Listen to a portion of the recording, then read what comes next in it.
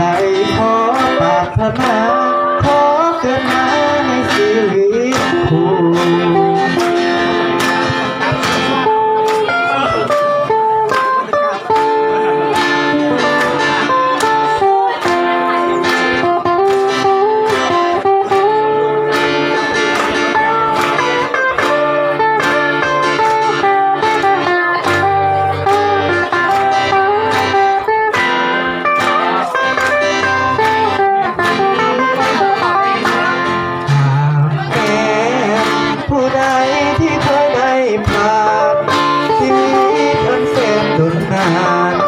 บากบั่นเป็นหน้าอดสู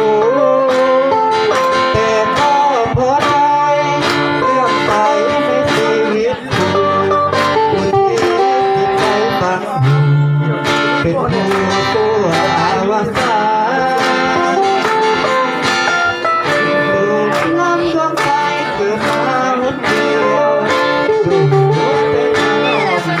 หัวใจคนเดียวขอปรารถนา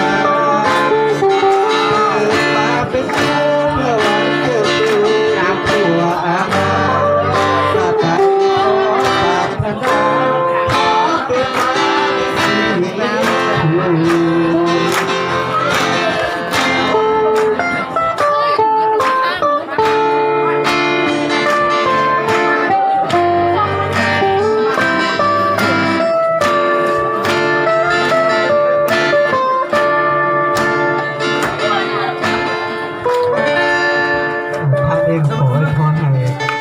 บรรดาครูอาจารย์และแขกที่เข้าร่วมงานวันที่7 ตุลาคมในวันนี้